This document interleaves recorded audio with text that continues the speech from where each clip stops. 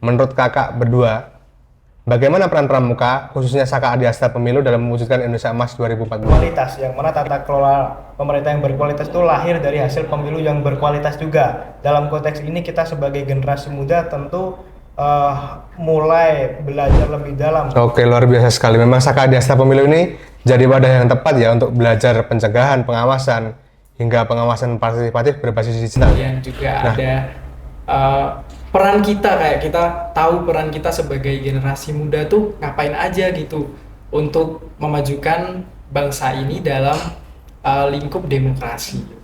Bawaslu Boyolali bicara demokrasi bersama mitra kami stakeholder Boyolali, stakeholder Boyolali.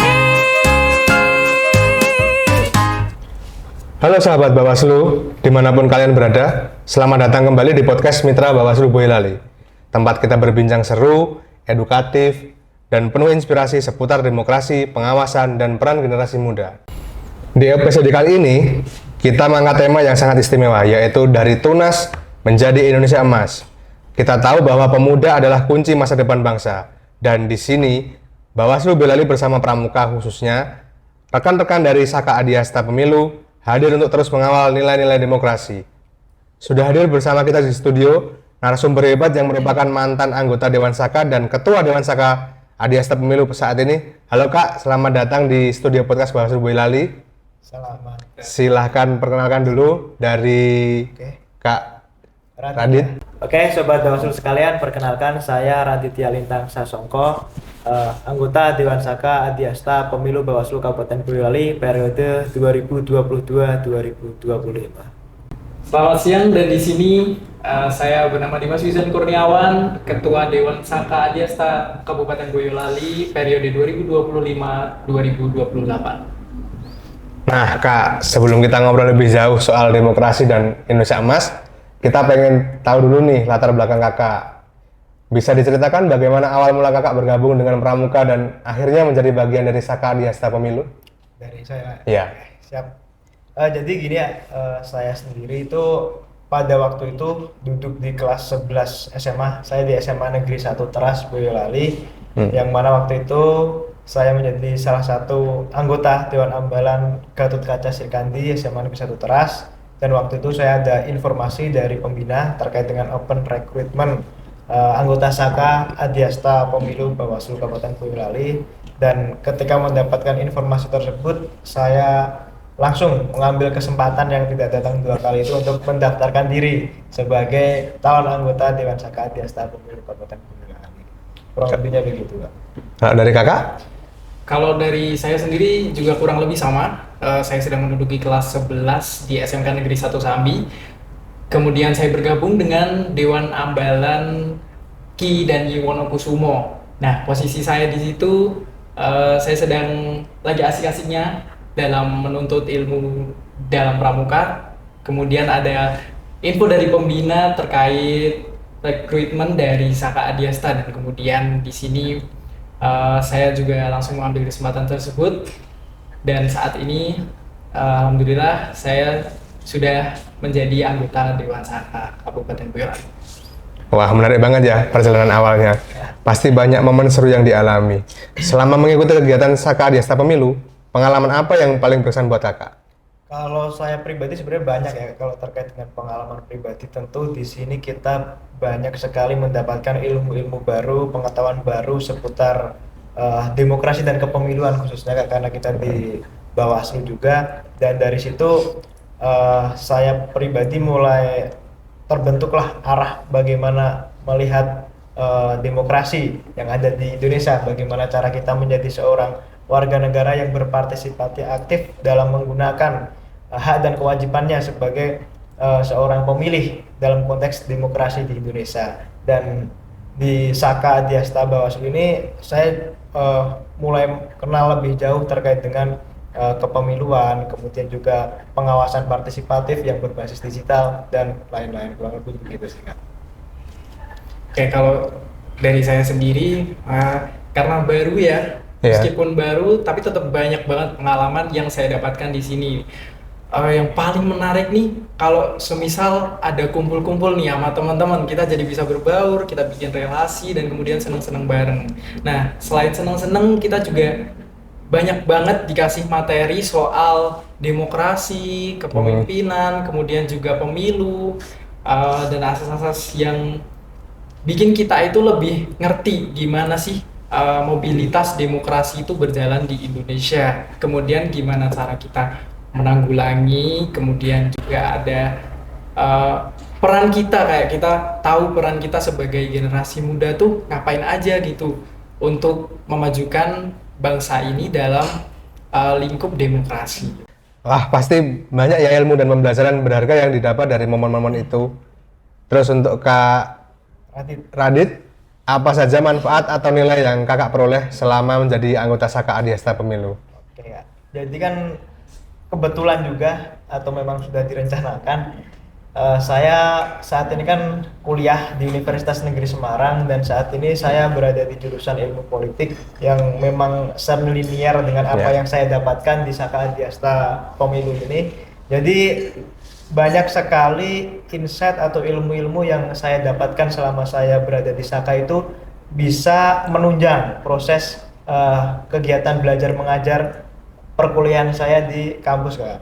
Jadi banyak sekali materi-materi juga, kemudian kurikulum pembelajaran yang memang berkaitan dengan pemilu, dengan demokrasi, dengan pengawas partisipatif dan lain-lain. Oleh karenanya apa yang saya dapatkan di Saka Adiasta ini, kalau menurut saya pribadi bisa menjembatani saya dalam mengikuti proses kegiatan pembelajaran selama saya berada di bangku perkuliahan. Dan banyak sekali memang ketika saya di Saka Adiasta ini mengikuti kegiatan-kegiatan seperti seminar, kemudian sosialisasi, yang memang kegiatan tersebut mendatangkan narasumber yang memang berkompeten di bidangnya. Dan itu menjadi satu pengalaman tersendiri bagi saya, bagaimana saya bisa melihat narasumber dari luar itu menyampaikan materi, itu memaparkan paparan-paparan materinya itu bisa saya percontohkan untuk saya implementasikan ketika saya duduk di bangku perkuliahan, Kak.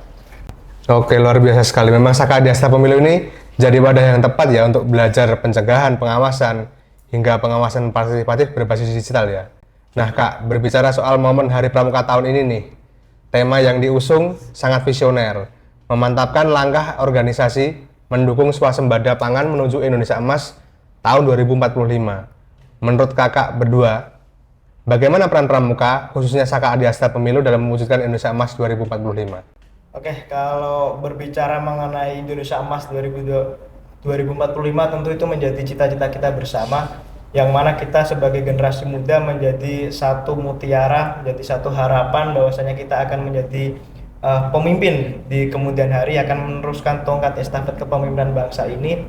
Dan ketika kita berbicara swasembada pangan, tentu itu menjadi satu hal yang sangat penting untuk kita bicarakan hari ini, karena memang Bung Karno pernah berkata bahwasanya persoalan pangan adalah soal hidup matinya suatu bangsa, sehingga kita memerlukan tata kelola pemerintahan yang berkualitas, yang mana tata kelola pemerintah yang berkualitas itu lahir dari hasil pemilu yang berkualitas juga. Dalam konteks ini kita sebagai generasi muda tentu mulai belajar lebih dalam mengenai demokrasi yang berkualitas itu seperti apa, yang mana harus kita tanamkan semenjak kita duduk di bangku sekolah, atau bahkan semenjak dini kita mulailah berkenalan dengan yang namanya nilai-nilai kejujuran, kemudian mufakat dan lain-lain, karena nilai-nilai tersebut akan membentuk karakter dalam diri kita ketika kita kelak satu hari nanti akan melanjutkan tongkat estafet kepemimpinan daripada bangsa ini, sehingga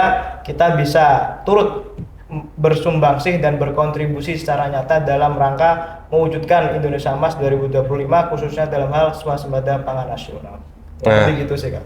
Saya sepakat, swasembada pangan butuh fondasi, tata kelola pemerintahan yang baik, dan tata kelola pemerintahan yang baik itu lahir dari proses demokrasi yang berkualitas. Nah untuk Radit nih, mengapa generasi muda, khususnya anggota Pramuka, perlu peduli terhadap demokrasi dan kepemiluan? Oke Kak, ketika kita bicara mengenai demokrasi hari ini, memang berdasarkan data dari KPU sekitar pemilih di rentang usia 17 sampai 26 tahun itu berada di angka sekitar 22% dari jumlah pemilih yang ada di Indonesia pada gelaran pemilu 2024 kemarin. Itu menandakan bahwasanya generasi muda menjadi salah satu bagian besar yang mempengaruhi arah daripada keberlanjutan bangsa Indonesia ke depan dan menentukan keputusan untuk memilih siapa yang akan memimpin bangsa Indonesia ke depan. Bagi anggota pramuka sendiri, memang sebagai generasi muda perlu dibekali dengan basis keilmuan yang memang itu bisa menunjang kita dalam kehidupan berbangsa dan bernegara ke depan dalam artian konteks demokrasi. Karena sebagai seorang anggota pramuka, kita harus bisa menjadi satu pelopor, menjadi satu garda terdepan dalam menjunjung nilai-nilai yang memang di situ memerlukan kejujuran ketika berbicara dengan kepemiluan, dengan konteks kepemiluan. Dan nilai-nilai kejujuran, nilai kedisiplinan, dan juga nilai-nilai kepemimpinan inilah yang perlu ditanamkan semenjak kita duduk di bangku sekolah. Oleh karenanya, kalau dari saya pribadi, memang generasi muda khususnya rekan-rekan anggota pramuka di seluruh Indonesia, mari kita bersama-sama menjadi salah satu pelopor garda terdepan dalam mengawal proses demokrasi yang ada di Indonesia ini agar bisa terciptanya satu pemilu yang berkualitas, yang di situ bisa melahirkan seorang pemimpin yang bisa mengelola tata pemerintahan dengan baik, sehingga apa yang kita cita-citakan bersama, Indonesia Emas 2045, swasembada pangan nasional, itu bisa terwujud dan kita sebagai generasi muda bisa berkontribusi dan memberikan sumbangsih secara lebih kepada bangsa dan negara. Lebih gitu. Oke, pramuka kan punya dasar dharma dan trisatya ya, yang memang sejalan dengan semangat kejujuran dan tanggung jawab dalam demokrasi. Tapi Kak, sebagai sosok yang pernah berada di posisi anggota Dewan Saka dan sekarang menjabat sebagai Ketua Dewan Saka, tentunya dinamika di lapangan cukup terasa. Sebagai mantan anggota Dewan Saka dan Ketua Dewan Saka saat ini, apa tantangan terbesar dalam mengembangkan Saka Adiasta Pemilu? Oke, memang kita saat ini berada di era globalisasi yang memang berbagai transformasi media, masuk teknologi-teknologi seperti AI yang itu membuat kita seolah berada di zona nyaman. Kita enggan untuk keluar, kita enggan untuk bersosialisasi terhadap dunia luar. Itulah sebenarnya salah satu tantangan yang membuat kita di Dewan Saka Adiasta ini sedikit memutar otak bagaimana caranya kita bisa menarik antusiasme dari rekan-rekan pramuka di tiap-tiap Dewan Ambalan di tiap sekolahan yang ada di Kabupaten Boyolali khususnya. Karena yang menjadi tantangan kita hari ini adalah banyak rekan-rekan di luar sana yang kemudian memang mereka mempunyai mindset bahwasanya apa sih gunanya berorganisasi, apa sih manfaatnya kita berorganisasi, padahal ketika kita lihat lebih dalam banyak sekali ilmu-ilmu, manfaat, benefit yang bisa kita dapatkan dari organisasi itu sendiri. Seminimal-minimalnya dari organisasi kita bisa belajar bagaimana cara mengemukakan pendapat, bagaimana kita bisa belajar mengelola struktur organisasi, bagaimana kita bisa belajar berjiwa kepemimpinan, dan banyak sekali benefit yang kita dapatkan ketika kita berorganisasi. Oleh karenanya, kalau saya pribadi melihat kondisi yang terjadi pada hari ini, khususnya untuk rekan-rekan Gensi, mari kita keluar dari zona nyaman, mari kita bergabung dengan organisasi, apapun organisasinya itu. Khusus untuk rekan-rekan pramuka, mari kita bergabung di Dewan Saka Adiasta Pemilu untuk kita bersama-sama di situ belajar mengenai demokrasi, apa itu pemilu, bagaimana cara, bagaimana pemilu itu dilaksanakan, bagaimana cara kita menjadi warga negara yang menggunakan hak dan kewajibannya sebagai seorang pemilih, dan bagaimana kita bisa berkontribusi secara nyata terhadap keberhasilan, terhadap kesuksesan daripada pemilu dan demokrasi yang ada di Indonesia sebagai seorang warga negara yang baik. Berarti tantangan era digital memang menuntut kita untuk makin kreatif dan inovatif ya dalam edukasi kepemiluan. Terakhir nih Kak, sebelum kita akhiri perbincangan seru kita hari ini, apa harapan Kakak untuk generasi pramuka dan Saka Adiasta Pemilu ke depan? Harapan kami untuk gerakan Saka Adiasta Boyolali, kemudian juga gerakan pramuka untuk seluruh Indonesia, semoga kita bisa menjadi generasi penerus yang bertanggung jawab, memiliki jiwa kepemimpinan, kemudian juga menjadi generasi yang tahu kemana kita akan melangkah dan melaju, sehingga kita tidak tersesat, kemudian kita juga bisa menentukan arah masa depan kita dan juga bangsa Indonesia dengan gerakan pramuka yang tentunya memiliki banyak sekali manfaat dan juga ilmu yang bisa kita cari di dalamnya. Dari Kak Oke, Radit. harapan saya untuk keberlangsungan daripada Saka Adiasta Pemilu ini ke depan, semoga dengan hadirnya Saka Adiasta Pemilu ini mampu menjadi wadah, mampu menjadi ruang untuk rekan-rekan anggota gerakan pramuka di seluruh Indonesia untuk kita bisa belajar bersama-sama, untuk kita bisa tumbuh bersama-sama, kita belajar mengenai apa itu demokrasi, apa itu pemilu, bagaimana cara kita menggunakan hak dan kewajiban kita sebagai seorang warga negara dalam konteks pemilu, dan banyak sekali ilmu dan benefit yang bisa kita dapatkan ketika kita bergabung sebagai anggota Dewan Saka Adiasta Pemilu.